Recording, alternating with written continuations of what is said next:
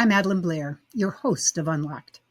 On today's show, we'll be talking about a mental health alternative with Amber DiGiovanni, who says whether you're in the boardroom or living on the streets, everyone deserves the opportunity to heal. Her life's journey brings riches to our understanding of childhood trauma. And in Grounds for Thought today, I'll be talking about how to know a person.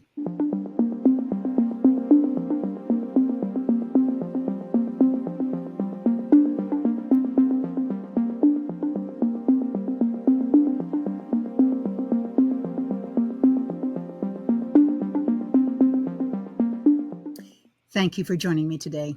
I'm Madeline Blair, and this is Unlocked, a show all about unlocking the resilient leader in you. Could I ask a favor before we begin? If you like the show and what we do and want to support us, the free, simple way to do that is to hit the thumbs up button. My commitment to you is that I will do everything in my power to make sure this show gets better for you every single week. We'll listen to your feedback, we'll find the guest you want me to speak to, and we'll continue to do what we do. Thank you so much. I like to bring on guests whose lives are the evidence of resilience. This week, Amber DiGiovanni will share with you her amazing journey that started with childhood trauma and brings her to today being the CEO and executive chef of the Wonder Dog. And I have to show you that real quick. Isn't that amazing?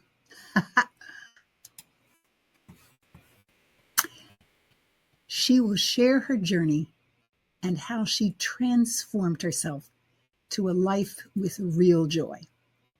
She'll share why it is possible to do so. And although childhood trauma is very real, the myths about it being rare, only happens among the poor, or that no one will understand me if I talk about my own, are just myths.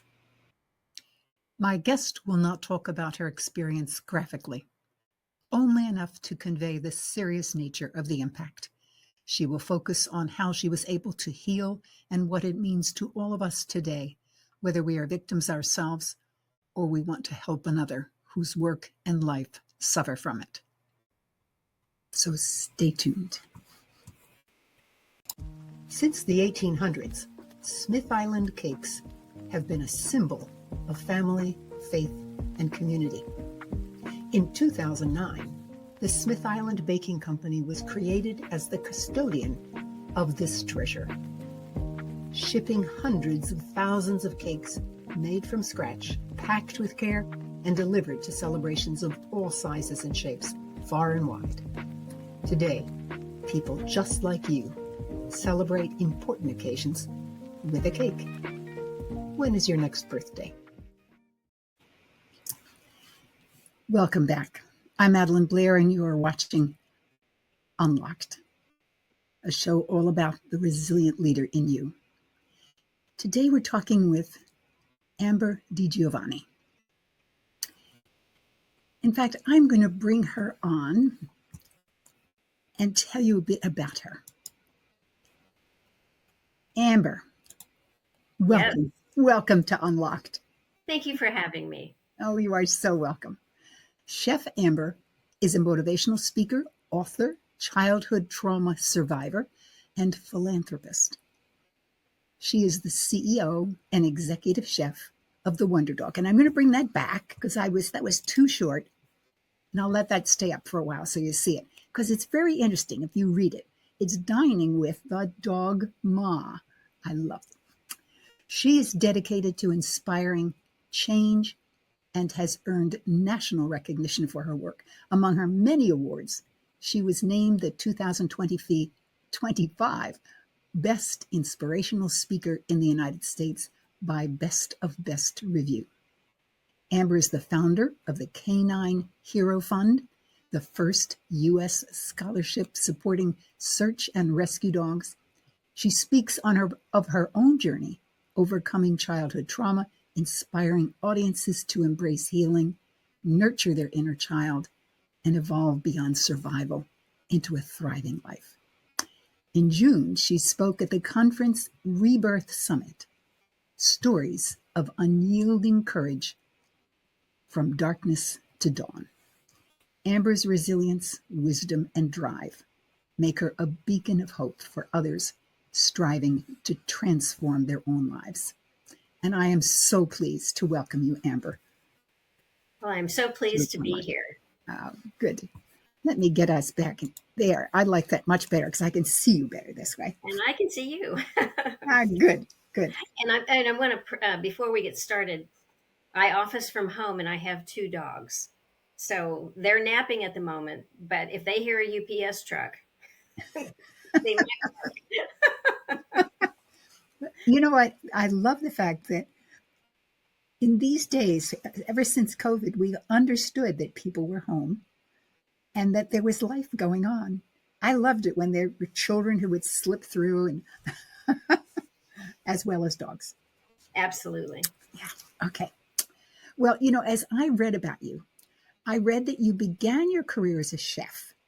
You're best known for your personal stories of childhood trauma, moving from survivor to thriver, and becoming your dog's best friend, both in the kitchen and beyond the bowl. I love that phrase. Our topic today is on childhood trauma and the journey of thriving. But I'd like to ask you to give us a brief version of how you actually became a chef and went from chef to executive chef to the CEO at the Wonder Dog. Well, I was born into the business. I'm the 4th generation of my family to be a professional culinarian. And I've certainly gone much farther than my predecessors, which included my mother, my grandfather, and my great-grandfather. Ah. They all owned traditional bakeries. My mother also owned a tea room and a catering business. And if you don't cook in our family, we think they found you under a rock somewhere. And so it's, there are many ways to become a chef. $250,000 culinary education from one of the big universities is just one method. I came up the old school way, and I became a chef more than 20 years ago now. And it really depends on what you're doing, what role you play, as to whether or not you ever become an executive chef. Now, a lot of people that come out of culinary school think, oh, I've got this big culinary education, I'm automatically going to become an executive chef. And that's not how it works. You still start on the bottom rung. Mm-hmm. And so you have to work your way up just like anybody else. And so is it a little harder? I don't know if it was harder for me or not. It doesn't feel that way. I've been cooking since I was 8. I knew I would write cookbooks at that very young age. And have you? Yes, my first 2 books were traditional cookbooks. And then my 3rd book, Dining with the Dogma, came out last year. And then I just went to press the 2nd edition of Dining with the Dogma, which I added some new chapters. There's a chapter on puppies. There's a chapter on making homemade yogurt. My 2 dogs, go through a gallon of yogurt a week. My goodness. And the price of yogurt in the store, which has a lot of ingredients that it shouldn't have, to make it stay on the shelf longer. Right. And so yogurt should have one ingredient, and that's milk. Yeah. And that can be goat's milk. That can be cow's milk. I use whole milk. Mm-hmm. And I heat it to 190 degrees. Then I let it cool down to about 100 degrees. And I add some of the starter from my last batch into that. And then it goes into my oven with the light on. It gives it just a tiny bit of heat for 24 hours. Wow. And you have the most beautiful yogurt you can't even imagine. You would never buy yogurt again. It is so simple to make. Oh, gosh. I bet your dogs also have beautiful silky coats. They have gorgeous coats, yes. Well, as you were talking about writing cookbooks, I actually have written one. Oh, my gosh. No, It wasn't published except in this house because I asked my husband if he would please assist me in cooking dinner, a couple of nights a week. Would just give me a little break. But he didn't know how to cook. So I went through all the things that we liked and I picked the easy ones and I made this little slim volume and he began cooking from that cookbook. I love that. Well, I tell you, if men knew how much a woman appreciates a man who will cook a meal from time to time, they would all learn to cook. Yeah. Well, it's amazing because he would follow the recipes and immediately started to change them. And I said, look, at least follow the recipes until you learn it. Then you're allowed to change it. And Yeah. now he's actually creating things. And that's been about 5 years. So I think that's just amazing. That's wonderful. Yeah. Yeah, I applaud anybody who makes an effort because Mhm. it's too easy to have food delivered these days. There's so many Yeah. restaurants. And I drive down the street and I see all these restaurants I've never been to. Once in a while we go out to eat, but when people say what's the best restaurant in town, I say my My kitchen. kitchen. Yeah. I And understand that one. yeah, so it's really amazing. And I you save a ton of money, you eat better, Mhm. and I can't tell you how often the meals that I do have out are wildly disappointing. Yeah. Well, I, as much as I love this topic, Let's move. we agreed that we would have you talk a little bit about your earlier life. Yes. Uh, Children are absolutely the most vulnerable of any in society, and without protection, there's no future. So tell us about childhood trauma and why it's important to you. Well, my very young early life was fraught with violence, abuse, physical abuse, sexual abuse. My earliest memory, unfortunately, is being raped by my father. And that wasn't the end of it. When you have a pedophile and somebody who's mentally disturbed, it doesn't go away. He force fed my brother to eat black pepper, spoonfuls of black pepper and things like that. He was not a good person, but I think he was damaged by his years in the military. He was a career military guy. He lied about his age and got in when he was underage. And though I think that amount of trauma that he experienced starting when he was 16 um, changed his personality. I really believe that. I don't think people are inherently born bad, but we can be a product of our environment. Now, somebody recently asked me, would you prefer that these none of these terrible things that happened to you would have not happened? And I said, in a perfect world, that would be great. However, I would not be the woman sitting here visiting with you today. Mhm. I believe the greatest sin in life is to not use the gifts that God gave you. This was supposed to be part of my journey before I was a twinkle in anybody's eye. When God only knew me as spirit, Mm. this was a journey I was supposed to take. Yeah. And so, yeah, would I prefer the violence not have happened? Absolutely. But when he was not on assignment somewhere, and we were stationed with him most of the places he went. So he was a factor in our lives all of the time. Um, the violence, the fighting, the I don't know how many times he broke my mother's nose. Um, and that it alters the way you see the world when you're so young, and when it's from the time you were born, that you are surrounded by this much domestic abuse.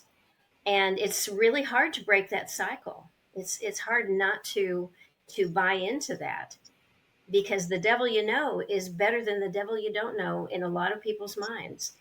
And so, between the fighting, the beatings, the sexual abuse, um, where my mother was when he was taking me bar hopping when I was 2, 3 years old, and then when I would get sleepy, he would just take me out to the parking lot and stuff me in the back seat of the car and go back into the bar. And you know, who does that sort of thing? And somebody who's not firing on all cylinders, probably. And then we were after we. I was born in Japan on an American air base, and when we first came back from Japan, we were in Colorado for a few weeks while he was waiting for his new assignment. And his uncle, who was a sheriff, and a buddy of his would gather me up and take me to a basement. I don't like basements to this day. They creep me out and they had a big mattress down there, and they showed me pictures of other children. And so you don't know who's behind a uniform or a facade. And since he was my father's uncle,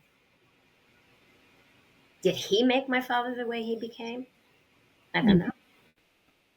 But I think there's a strong likelihood to that. Wow. And so, yeah, I would prefer that these things had not happened to me, but I really like who I have become. And so I can't say, okay, God, you made a mistake. Why did these things happen to me? I've never asked why me. Mm-hmm. But what I do is to try and let other people know that transformation is possible, joy is possible. And I will tell you, from being a child, I cannot remember a night of my life where I didn't have nightmares. Wow. I had nightmares every night. By the time I was in my early 20s, my nightmares turned into night terrors. And for those that don't know what a night terror is, it's a nightmare on steroids. And instead of it being flat and two-dimensional, they become three-dimensional, and the night terror is happening all around you, and you're in the thick of it. Wow. And it's very disturbing. So in my mid-20s, I decided I better get some help. Which, when I was a kid, everybody told my mother, "They're children; they won't remember. Children are resilient; they won't remember."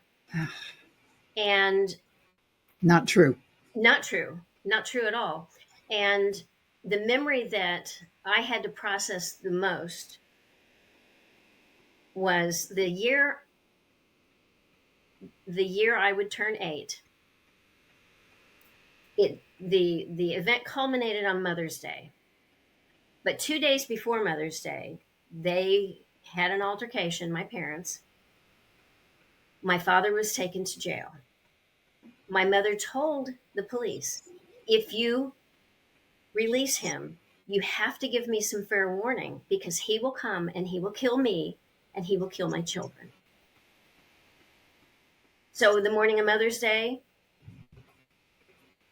somebody at the police department probably thought, it's Mother's Day.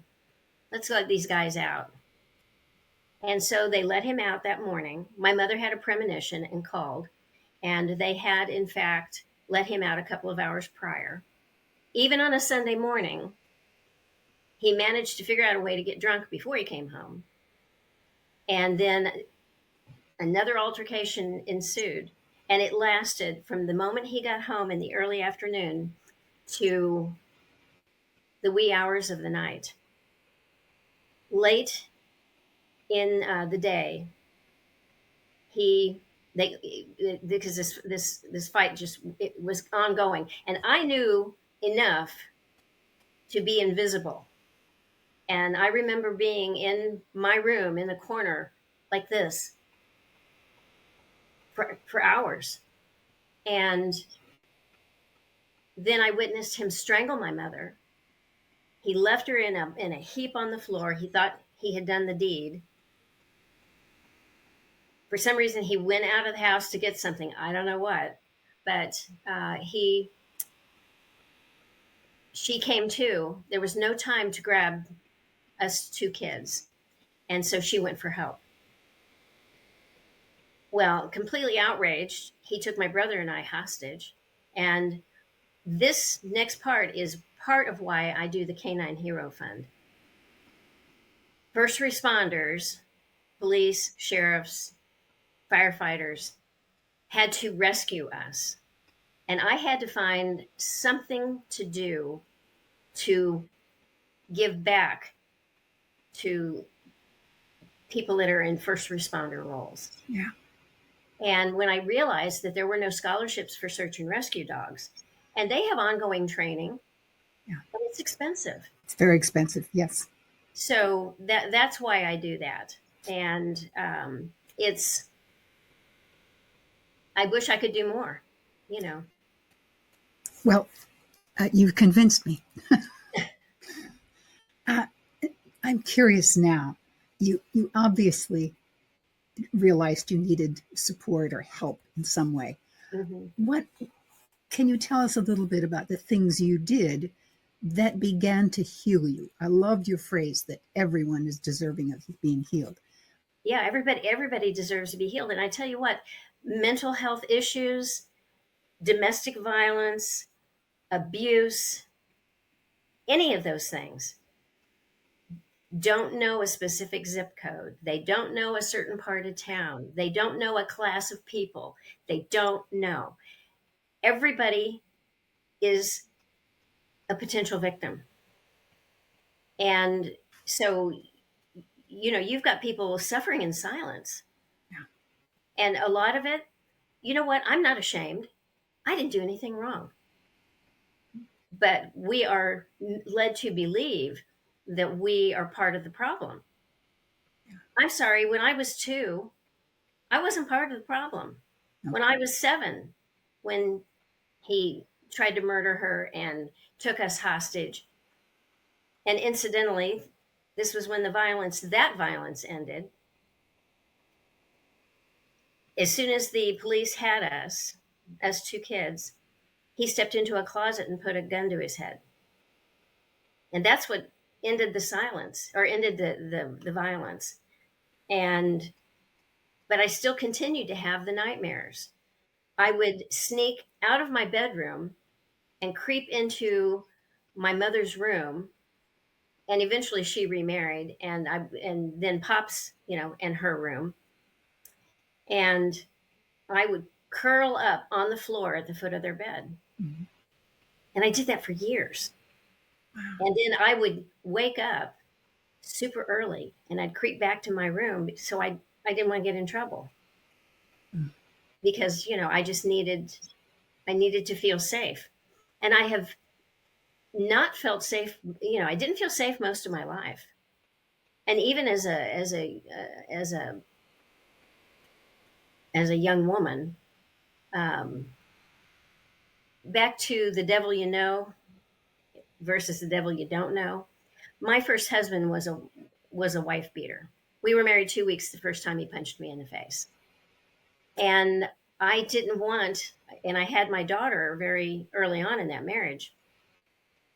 And by the time she was 4, I walked out. I took her and I walked out. And the stalking ensued, and he was a nightmare that I had to get rid of.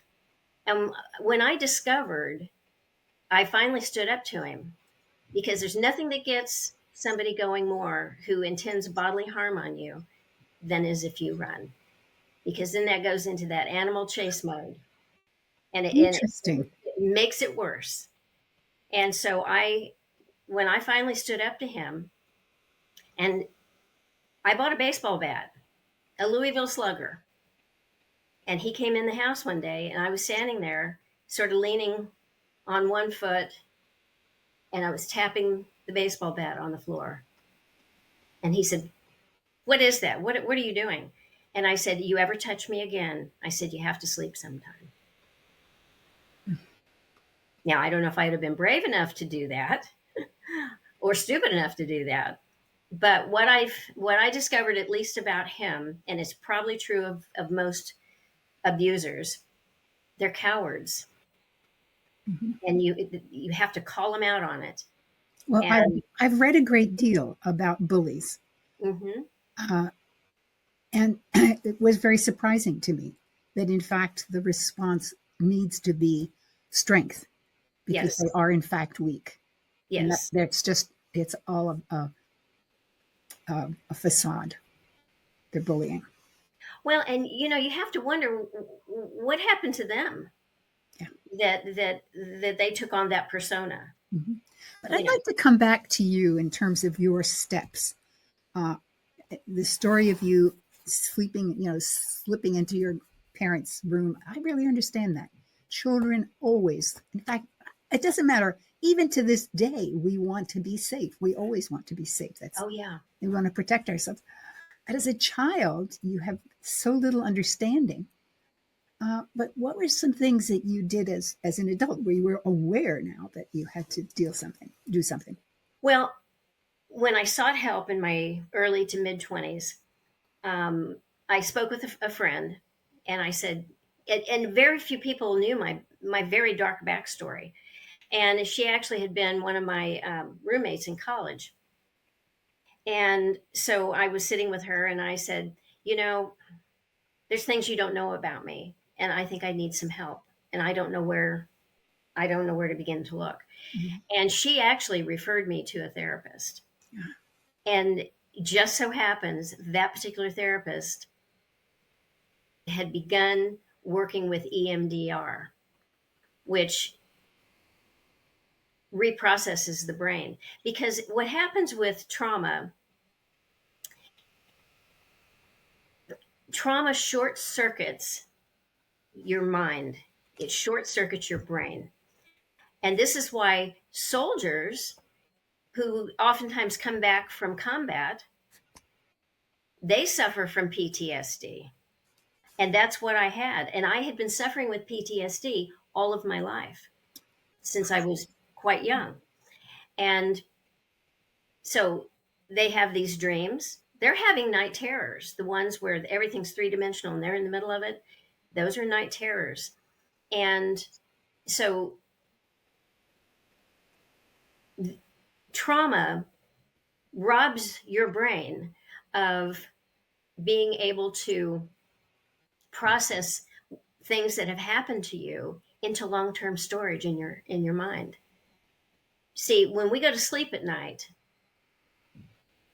and we get into deep REM sleep and we have that rapid eye movement, Mm-hmm. that is the moment in time that whatever happened to you that day, your mind is processing to long-term storage.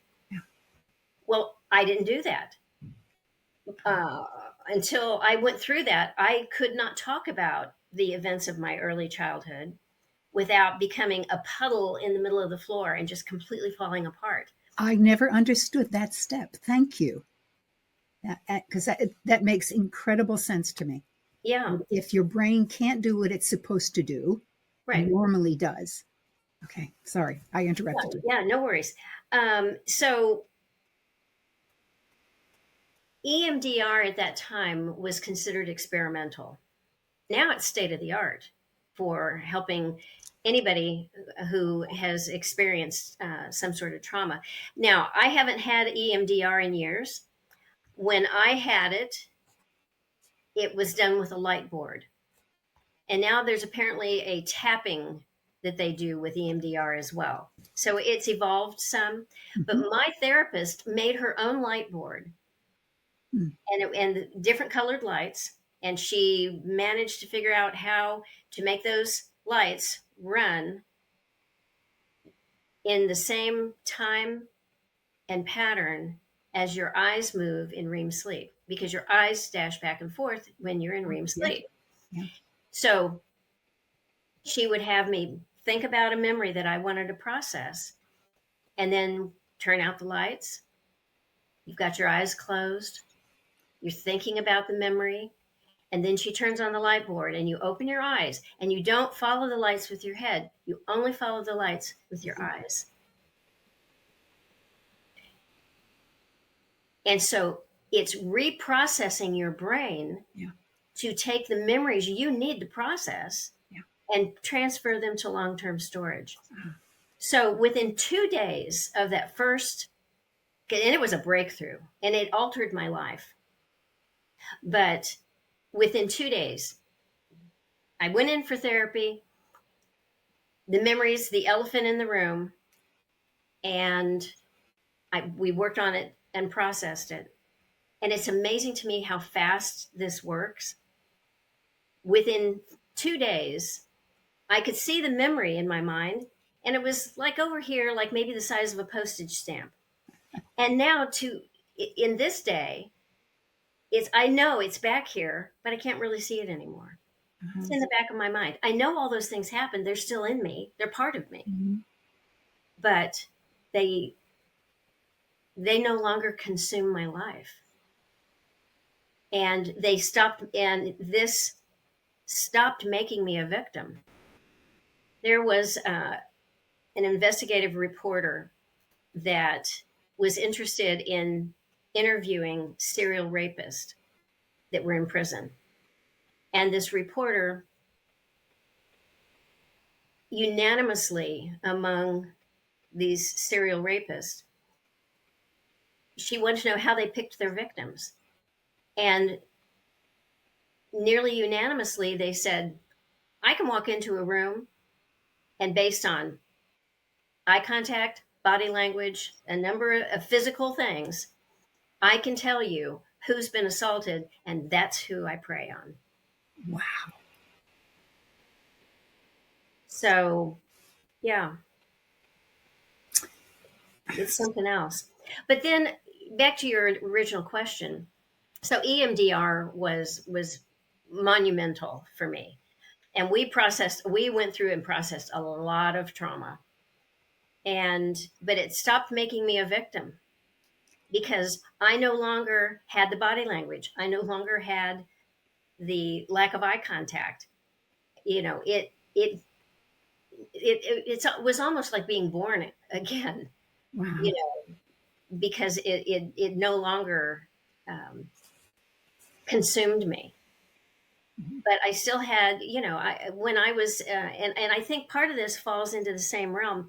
When I was a teenager, I had a really hard time in school making friends. Everybody says, "Oh, you must have been the cheerleader," or no, I was not one of the pretty people in school, and I got bullied a lot.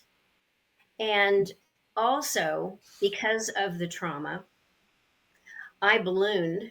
By the time I was in sixth and seventh grade, um, I wore a size 18. Wow. I wear a size 4 today. Um, but that also, you know, It's part of being invisible it is part of being because invisible. socially we don't pay attention to people who are heavy. Yeah, and they want to, push around the ones that are. And I remember I was coming out of school one day, and my older brother, and we had the same childhood, Yeah. but he went a whole different route of, he's a musician, and you can do the math. But I came out of school, and a group of boys surrounded me and started pushing me, and and I couldn't get out of this crowd. My brother was standing 8 feet away and didn't lift a finger to help me. So you're bullied, you're called names, and you begin to believe the hype that other people have that you don't matter. Yeah. And that is why I tell my story, because you do matter. Everybody matters. And nobody gets out completely unscathed in this life. Mm-hmm. But some people have it a little worse than others. But people are suffering in silence. They're carrying the weight of these things, and maybe it starts as an adult for you. It is, you get married, and you discover that you've married Well, somebody that use you what as a punching bag. what you've been saying to me has also put some things in my mind in place. And that is oftentimes that someone who lived in a home where the husband abused the wife or vice versa will tend to marry someone who does it to them. And I did it. it, Yeah. yeah, it says to me, and you've in a way confirmed it, that your the way in which you even carry yourself is sending signals to others. So that it leads me to my next question, which is, are there observable signals that someone has suffered childhood trauma? Because, if you're a manager and you have a team that you're working with, uh, you want everyone to be at their optimum. Yes. And if someone is carrying the kind of weight you just talked about, which by the way, I found devastating just thinking about it, can you observe that? Are there signals? Now, I'm maybe asking you things you don't know, but maybe you do, and I'm hoping you do. I think there are signals. I think, if somebody has zero self-esteem, if Ah, if yes. somebody doesn't take really good care of themselves, Mm-hmm. and part of that leads, ties in with self-esteem. Mm-hmm. To care for yourself, and self-care isn't selfish. And I tell people this almost on a daily basis. Self-care isn't selfish. You have to take care of yourself. Yeah. You have to love yourself. Yeah. And there was a line from a show. I don't remember the name, but a woman was talking to this man she was involved with, and she says, "I love you, but I love me more." You have to love yourself more. And if you have children, you have to love them more than the relationship with somebody that is doing horrific things to you Yeah. and to your children. Good to know that there are some clear things. Zero self-esteem. They don't take care of themselves. If you see that, what is your advice to others who recognize it and perhaps want to help that person? Um, Clearly, it's hard to broach a subject, but maybe get to know that person better. Mm-hmm. And oftentimes that person probably doesn't have a lot of friends because they don't think they deserve friends, Yeah. and they may not have a functional family that they can talk to either. Mm-hmm. So John Prine wrote a song called "Hello in There," and it's all about looking into. He predominantly sings in this song about older people and looking into their dark, lonely eyes. You don't know what stopping to see the damaged, the disenfranchised, the disabled, the elderly, the ill. It's easy to look over them, and like they don't matter. Mm-hmm. And so he sings about this, that it's important to see their humanity. Yeah. And what a lot of these folks, male and female, I don't believe has anybody ever saw their humanity. And so to be authentic, to be real, if Mm-hmm. you think somebody might, well, clearly I think you can see if somebody has low self-esteem. There are several things you can look at to see that. But get to know them. Yeah. They might be desperate for somebody to talk to, Yep. and just look into their eyes. You know, I make a point when I'm in stores and whatnot, you know, to speak to to people, to say hello, um, ask them if they're having a good day. Something small. Something small. And you don't know what that means to a single person. What that kind of compassion and care. Mm-hmm. And at the end of the day, we're all just walking each other home. It is our job Mm-hmm. to walk each other home. And that doesn't necessarily mean walk them to their house. That means, in general, to see their humanity, love them, take care of them, do the best with what knowledge you have to help somebody. Because this, I didn't have that. And that's why I suffered for over 20 years with this before I finally got some help. And was a roommate from college. I said, I've got to get some help. And she was shocked. Yeah. But if I hadn't done that, I don't know what I would be today. I don't know where I would be. I don't think I would be doing what I'm doing. That therapist, and then I sought out a grief therapist. My last husband passed away almost 14 years ago, and I sought out a grief therapist a year or so after he passed away. And that one, as well as the one who worked with me with the EMDR, uh, both, because they got to get your backstory Yeah. in order to help you. And so they were, both of them, in almost the same phraseology, said I should be a drug addict or dead. Because they said it only takes one traumatic event to make somebody want to take their own life. And some people just don't survive. Mm-hmm. Christopher Walken, in one of his films, Catch Me If You Can, tells a little story about two mice. Now, I don't do impressions. Well, I do John Wayne, but I don't do Christopher. And yeah, that's a real thing around here. Um, and he said there were two mice that fell into a bucket of cream. The first mouse very quickly gave up and drowned.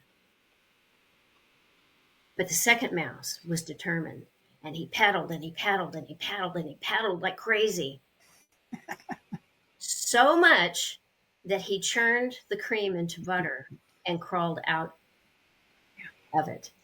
The first mouse gave up, but you gotta keep paddling and paddling and paddling, because, ladies and gentlemen, you are that second mouse. Amber, I love that story. I've never heard that story. But as soon as you said that it was paddling and paddling, I said, "Oh, it's going to become butter." Yes, It was yeah. perfect. It was perfect. The first one gave up, and I could easily have not survived.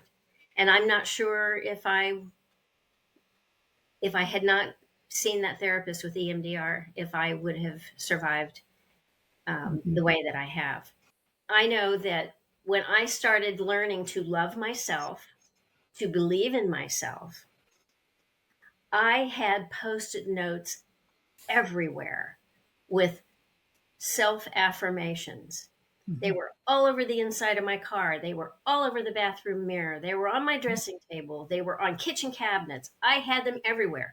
I couldn't escape my own Post-it notes Mm-hmm. for, you know, for learning to love myself and learning to talk to myself. Yeah. So those were all big things. The EMDR, the self-talk solution, positive affirmations.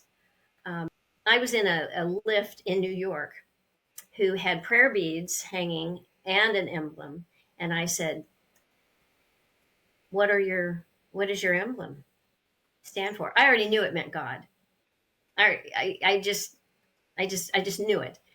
And he says, "Oh, it stands for God." He said, "And these are my new prayer beads. I was just in Mecca and I saw my mother, and she gave me new prayer beads." And I said, "I love that." He says, "Oh, but wait. And he opened up the console of his vehicle, and his old, very many hundreds or thousands of prayers said over, prayer beads, he handed to me. Oh, wasn't that generous?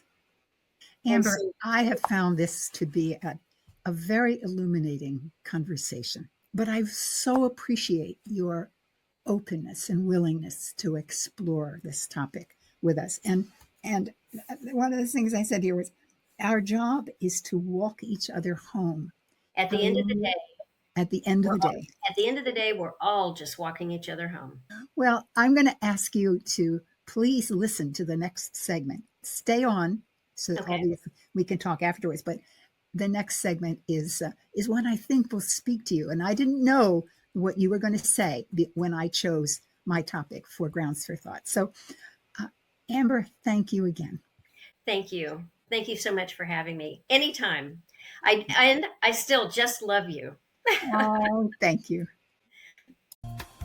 Every now and then, there is something that changes how I think about the world. Grounds for Thought is a place where I talk about these moments so that you can explore the meaning for yourself. I want to talk today about what I have learned from a book by David Brooks called How to Know a Person. Now, first of all, I have to tell you that David Brooks is one of my very favorite writers. I have read his opinion pieces in the New York Times for years. I've watched him with awe as he grew in understanding and shared that with the world. So many people get locked into a position and they can't see anything else. On top of that, David writes English that is perfectly clear without being tedious. High praise, let me tell you, from a former faculty member. Okay, with that in mind, the subtitle of the book is The Art of Seeing Others Deeply and Being Deeply Seen. From the very beginning, he says, above almost any other need, human beings long to have another person look into their face with loving respect and acceptance. When I read that, I thought, that's wonderful. But how do you do that on a day-to-day basis? You know, in business, looking into someone's face is considered a bit too touchy-feely to even think of trying to do it.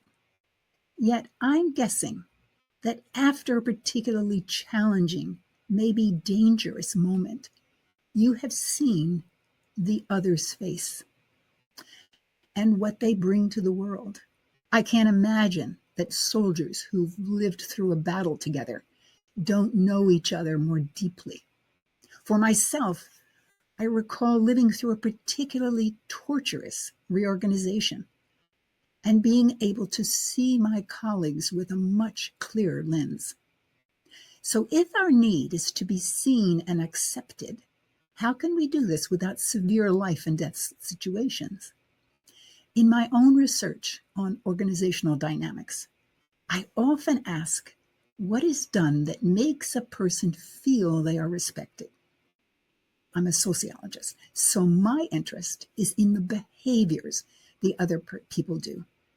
So when I ask what the other person did that made them feel respected, the answer to my question was always some variation of the other person actually listened to me. They listened to what I had to say. I may not agree with them, they may not agree with me, but I know that they took what I said into account. That was music to my ears, because that meant that if I wanted to create a healthy working environment, I simply had to be willing to listen to others fully and with an open mind. Not to change my own opinion or conclusions, but to understand theirs well enough that I could even tell them in my own words what they said. Now, I will tell you that this is surprisingly easy to implement within a team. And I'm sorry, I even think it's easy to implement in an organization. Because as a leader, You make it a commitment to listen to an idea until you can explain it back to the contributor and confirm that you understood them correctly. That was it. Now you're probably thinking, oh, Madeline, please, this takes time. The answer is yes, it does. But the time is only the beginning. Brené Brown says that trust is built on small, unremarkable actions. So when others know that you have taken the time to understand them, trust begins being built between you. Remember the phrase, an ounce of prevention is worth a pound of cure. Well, an ounce of trust is worth a pound of frustration. That means that in the future, decisions aren't second-guessed. They may be questioned, but only to assure that you understand the concern. Without frustration or even anger sometimes, energy is focused on getting the job done, not on playing the game, the blame game, or the I know better than you game, or if I do it my way, can I get away with it anyway game. Now, with all that saved energy, you're talking real efficiency. Do I digress from Brooks looking into the face of and with loving respect and acceptance? Well, actually, it is the same as what Brooks is saying.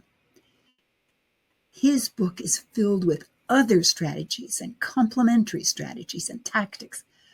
But if you begin with listening to understand, and trust just keeps on building.